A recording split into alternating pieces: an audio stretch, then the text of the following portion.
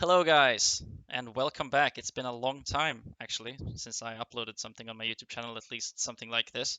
I feel like I want to come back a little bit with content like this.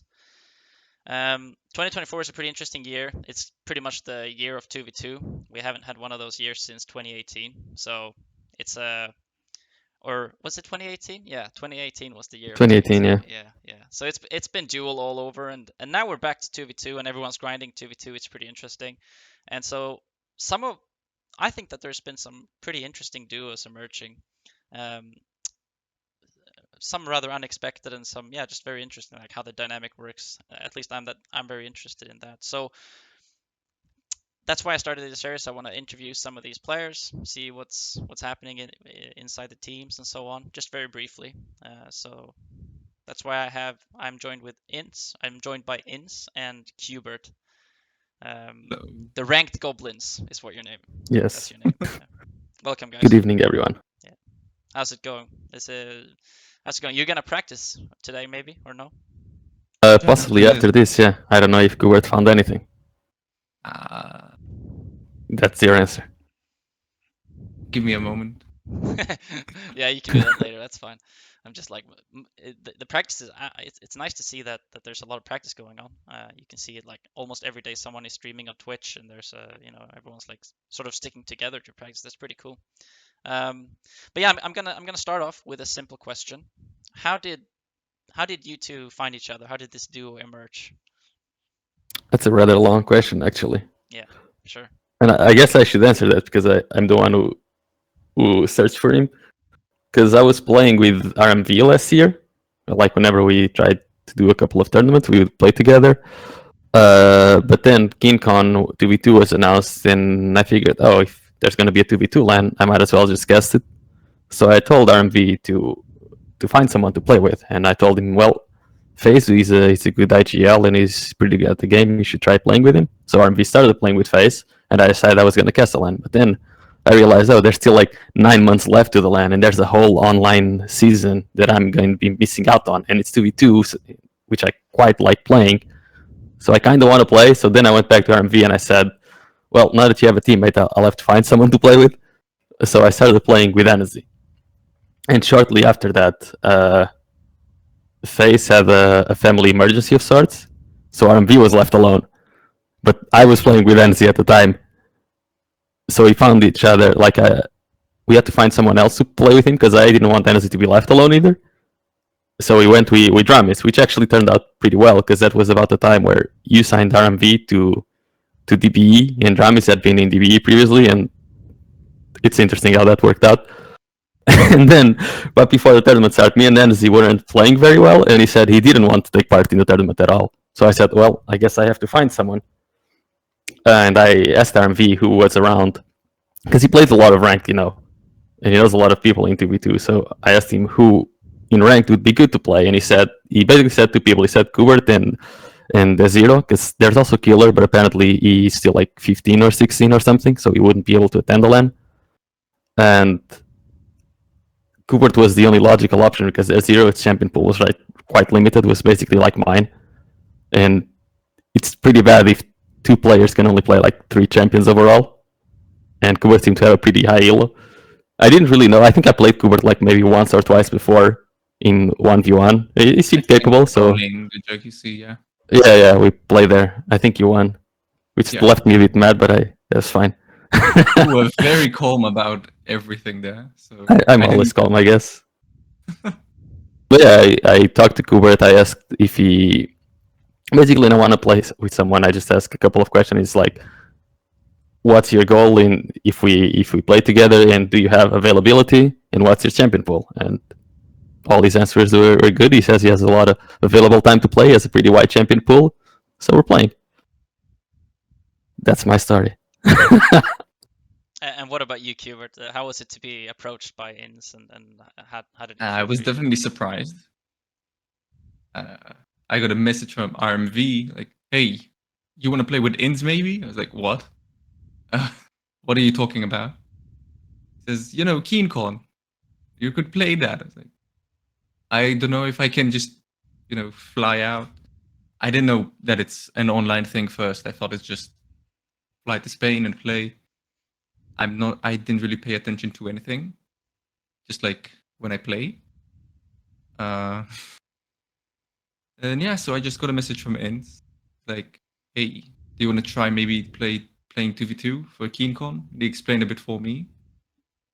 And that's kind of it. He had some questions, he said, answered them correctly, apparently. Correct. And since then, we are in love. Yeah. I'm leaving. Well, it's interesting how like two different approaches. Like on Insta side, it sounded like there was unimaginable drama, like just not being able to find someone, and then he just approaches you, and then it's the perfect recipe, it seems. Well, I want to ask you about the how do you say, like the dynamic between the two of you, because one thing that I've seen, I've been watching a lot of teams practice and stuff, and it's kind of interesting to see how they work together in different ways. Some, I guess some teams have a very clear like, oh, just go kill strategy, and some duos have like a very clear leader and someone who is more of a fragger and so on and so forth. Uh, if it's possible for you to describe how would the dynamic look between the two of you when you're playing? Interesting. I guess I do like most of the IGL and calling, and I just have cubertt running around getting items. When it comes to fights, we both try to 2v1 enemies. We don't really like taking like 1v1s because I don't think either our combat skill allows to be as free in that regard as, for instance, people like RMV or Sirius or Keltzer. And we take a pretty methodical approach, I guess, because I'm pretty addicted to like practicing and breaking down the basics of the game. So the first couple of months, we grinded it out really slowly, trying to slow down the games, really talk things out. Because I'm a big fan of like having everyone knowing what to do at every point of the game. Not so much for like calls in game, but like before the game starting, people knowing like when this happens, we have to do this or that, so that when the game comes, there's not much confusion. But yeah, it's basically me like talking a lot and cubertt ignoring me and sometimes going for items. And yeah, first of all, cubertt, if do you have anything to say to that? No, I mean, when we first started, I played a lot like this is ranked, and that did not go well. It was a pretty drastic change for me. So Ins really worked with me. Like in customs, we talked about, he explained maps to me, like a whole game plan, which is a way that I didn't never really consider playing. I just played, and whatever happened, I just flexed out it. And that's kind of it. But Ins pretty much showed me how to play in a better way, where I can actually beat people who are better than me by just not even fighting, just doing other stuff, just letting them do the mistakes. So very interesting to hear, yeah, how it's like, yeah, how it can. Yeah, I guess fighting isn't always the answer, you know. Sometimes it can be more to that.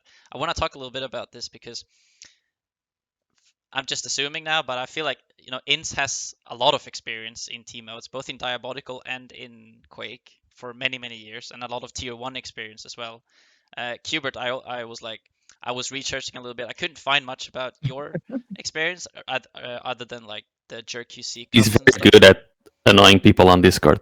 Yeah, Oh yeah, that's that's my definitely one specialty. thing. Yeah, yeah. But I was talking about like I was talking about Quake. In terms of tier 1 experience, do you have any, or have you been competing more on a semi-professional level? In Quake, I've been playing for like, I think I'm getting close to 4 years. I never actually knew about this game. I found out about it in like 2019, and my PC couldn't launch it.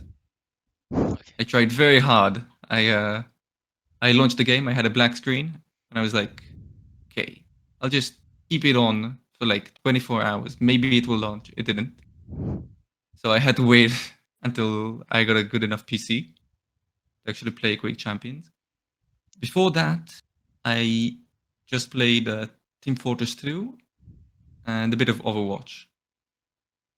I did play in a competitive scene in Team Fortress. It was around Div 3. I changed my names since then and stuff like that. Either way, there weren't anything special to find. But that's kind of it. I don't have much experience. And in Quake, when I playing seriously, I've been playing maybe 2 years, 2.5 years. All right, cool. And so how is it to play with ins? I think maybe you've already answered this a little bit, but was it a challenge in the start, or can you do? I guess you can learn a lot from him, like every time you practice. Definitely, I still am learning. I learned a lot right from the start. Like just the way that he looks at the game is so much different and more advanced than me. And the way he plays is just in such a different way. It's very enlightening to see. It's very nice. I'm having a great time learning. It's like an unpaid coach. Wait, unpaid? Hmm? Unpaid? I mean, I gave you a sub. That's enough, right? Yeah, sure. Ins, he found a loophole to your coaching. He can get it for free. Yeah. Wow. It's this whole time. This is all I've been trying to get. Yeah. Oh, one thing that's interesting to me, I touched a little bit on it before, is the different metas that are starting to grow or are starting to form in 2v2. Obviously, 2v2 hasn't been the main game mode for so long, and even more so, it was just the main game mode for like 1 year in 2018. Duel has been the thing that's been sort of ingrained in our brains for so long. So now that 2v2 has become the main mode, the main game mode, um, it's still very early days. We're only like in April, and so if we look at the leaderboard, we can see that Sirius and Celts and RMV and Dramis are on the top. Two teams that are known to just be sort of like two retards, basically just playing, like two retards, like RMV Dramis is like super rail heavy, and Sirius and Celts. I asked them, "What's your?" I'm gonna do one with them as well, and they said, "Well, we don't have anything to say. We just have like a go kill strategy."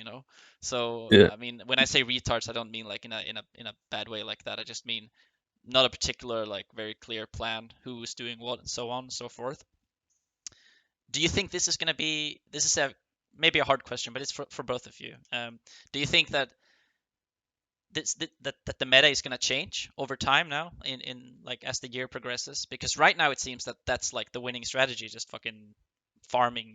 But what's going to happen in the future? Is it going to stay that way?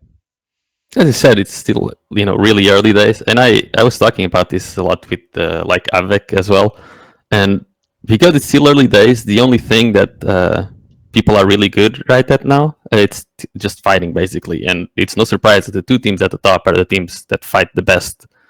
But but how much more can they progress later on? It's because it feels like they're already at peak performance, right? Like Sirius and Celts, just right from the bat, since they were both grinding a lot. Sirius is at the best form of his career. He's currently the best 2v2 player in the world. Kelsey is doing really well. He has a good champion pool. And RMV and Dramis, they can both do kind of the same thing. And the other teams are a bit behind, especially in combat skill, right? In when it comes to like Rafa Maxter and Ave Kilson, neither of them have like the aim of Sirius or RMV. But I think as time progresses, especially with Rafa Maxter, they'll keep improving, and their coordination and communication will eventually surpass just pure combat skill. And then it will be on RMV Dramis and Sirius Celts to improve. And also, there's another team which kind of had 2v2 figured out and still isn't practicing much. Obviously, we're talking about Maestro, Wenger, and Razy. They both have incredible combat skill. They have incredible communication. They know each other in and out. They know the gameplay they want to do. They know how each other plays. And I think give them a month of practice and they will be fighting for the top spot. And then it'll be on the other teams to actually catch up. Yeah. Yeah. So objectively, who would you say is going to be like, this is maybe a hard question, but objectively, who's going to be the absolute toughest opponent? Is that going to be Maestro? Like, if you Yeah, sure. space out all the months, you know. Yeah, I think like maybe I don't know if they can win like the league, the online league. I think they're a bit too late to win the online league. They'll definitely get top 8, but at LAN, Maestro will likely be the team to beat. Even if Sirius and Celts, if I've talked with Sirius about this, and Sirius knows that if Maestro start practicing, they will have to start grinding a lot to keep up with them. Yeah. Fair enough. When it comes to practice, who have you guys been practicing with the most, if there's a team? Who have I we been feel practicing the most? At the start, it was Desiro and Killer. Lately, it's Redcon and Lil Hawk. iHawk. No, he said Lil Hawk. That's his rapper name. It's iHawk. Yeah, I thought it was an I as well all the time. Yeah. Yeah. Yeah, like it's mostly cubertt, like finding screams, because the people I know are like the, Serious Scouts, RMV Drummies, and Ave Kilson and so on. And in the first couple of months, I've been actively avoiding playing them because we need to practice the basics still, just to have a solid foundation. Because if we play them, we aren't really learning much. It's hard to focus on the basics when we're getting destroyed at every angle. So in playing lower skill teams, more of our skill level, and we were trying to slow down the game a lot. And now that we have been able to slow down the game a lot, now we're starting to go versus higher skilled opponents and actually start to do well. Okay, cool. Yeah. So yeah, hopefully we'll see a pretty clear improvement then for the two of you. I'm thinking you're currently 9th in the leaderboard with 4 points. You got 2 points each tournament. Yeah. How have these tournaments felt for you guys? Has it been an expected result, or has it felt like it was a fluke, or how has it felt? Honestly, we haven't been able to like all of our games on tournaments. It's like we either win really easily or lose really badly, because given how we have a really high seeding, because it takes like the 2v2 ratings, and I'm pretty high ranked. Like all our games are like we play the lower skill teams and we win like 50 to 30, and then we play someone who's like top 3 and we lose 50 to 25. Like we haven't really had a chance to have an even game, so all our results have been pretty expected so far. Not much to do there, sadly. Yeah, fair enough. That's also Lose one your of the rank. things that's gonna. Yeah, sorry, go ahead, cubertt. Oh no, I just told him to lose his rank. Yeah, no. Yeah, well, that's also one of the things that I think is going to become different as time progresses. It's going to be more like even, I guess, between the teams and so on and so forth. Everyone. Yeah. Right now, it's kind of still very polarized in the, we've got the absolute top teams that are basically just like Sirius and Kels basically running everyone over. They did have a quite hard time last tournament, though.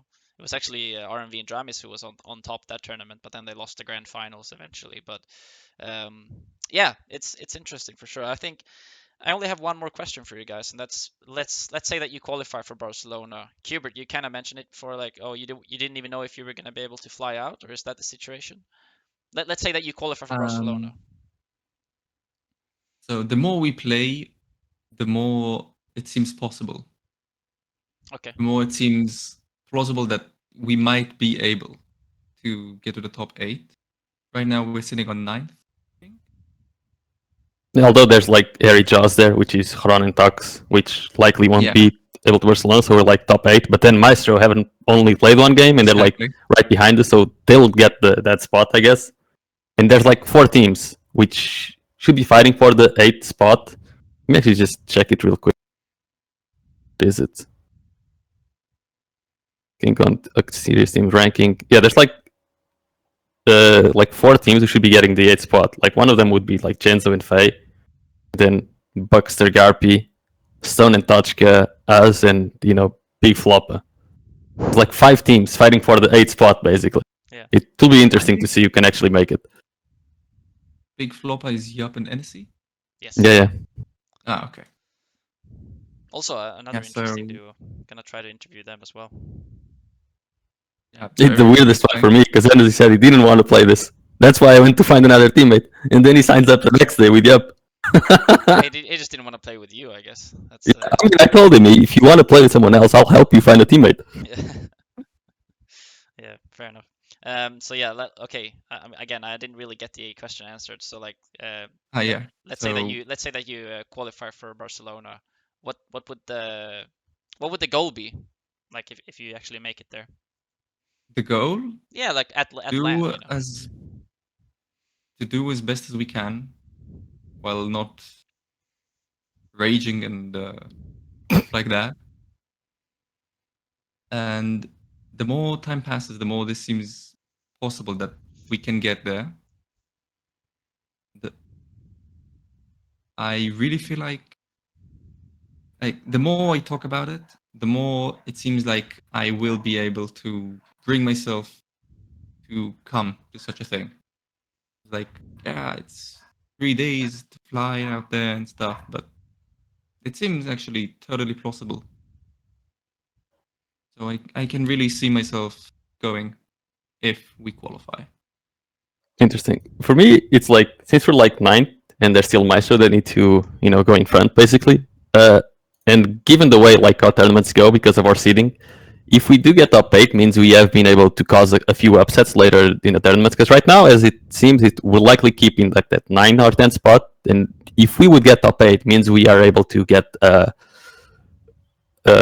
cause a few upsets versus a couple of top four teams. And if that's the case, then if we go to LAN and having caused some upsets versus a couple of top four teams, then I'd say we'd be looking to get at least a top six finish on LAN. If we were able to qualify online given the current results. I also want to mention I have 0 LAN experience in any game. Nice. I don't think I've ever played in less than 50 ping in any game. Well, that's a good thing. You're gonna come to LAN and you're gonna feel like a fucking god. I fucking wish. Or maybe I'll get shot nonstop. Who knows? Yeah. I guess it's a best of both worlds because yeah, LAN obviously feels much better, but then also there's a lot of more nerves when you're playing on LAN, and there's it's a completely different element. Also, like you can see your opponents and hear them, and yeah, it's a different thing. One thing that's gonna be interesting to me is how KeenCon is gonna set up the tournament, right? Because now they can't really set it up the same way that they've done before. I feel like because it's just like computers next to each other, but it would be like how are they gonna if everyone's gonna sit in duos and like communicate with each other? I guess they're gonna need either more space or they're gonna have to, because it's just gonna put be a lot super of cramped. pairing together, I guess, because at the LAN it will be like 16 max teams, right? Yeah. So it's going to be 32 computers. So kind of the same space overall, but just set up differently, I guess. Yeah, yeah. And what you were talking about, like the nerves, I think that affects teams that are a lot more mechanically based than us. Like we already don't really out aim anyone. It's just a lot of good decision making and patience and timing. And clutch. So, for instance, a team like RMV and Dramis will likely suffer a bit more on LAN than a team like us, I guess. If anything, we would improve because we online we don't really out aim other teams on LAN. Maybe that could happen. Yeah. Who And knows? also knowing that you're playing with Inns who has like so many years of experience in team Yeah. modes, and yeah, it's gotta feel good for you, cubertt, to have For sure. to get a chance to play with him as well.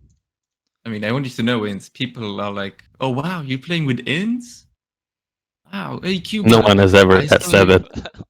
I don't know that you got a lot of people who are like. Someone was like, "cubertt, you're my last hope. Please help me get better." And like, what? He's like, "Yeah, you play with Ins. Why don't you ask Ins?" Because I will not reply. All right, yeah, sounds good. I guess we'll round it off there if you don't have anything else to add. It's been a pleasure. Yeah, and thank you for doing this. It's Thank you. Should be good content. It should definitely be good content. Yeah, I'm looking forward to the other ones I'm gonna make as well. I'm gonna say one last thing, and that is, I asked you, Inns, if we could do this yesterday evening, and you said, "Yep, let's do it tomorrow, 17." It was like so smooth, And Thank you. I've asked like pretty much every other duo, and it's such a fucking hassle every time to get. It's like it was when I did the Discord when I did my what's it called, my Discord chat series back in 2022 when I was like talking with Yeah. 2 hours with people. It was such a hassle to schedule a time even with one player, and now it's 2 players. It's fucking horrible. But Yeah. The hopefully worst part about Quake players isn't that because they're busy, they just want to seem busy. yeah, like what are you doing? There's nothing to play, so what are you so fucking busy with? Yeah, it's fine. We'll make it work. I got one planned for Thursday already, so that's good. Nice. So I'm gonna try to shoot out like one episode a week, I feel like. But yeah, Cool, anyway, cool. Cool. Good thank luck. you guys. Thank you guys. It's been a Thank you pleasure. too. Thank you. Same.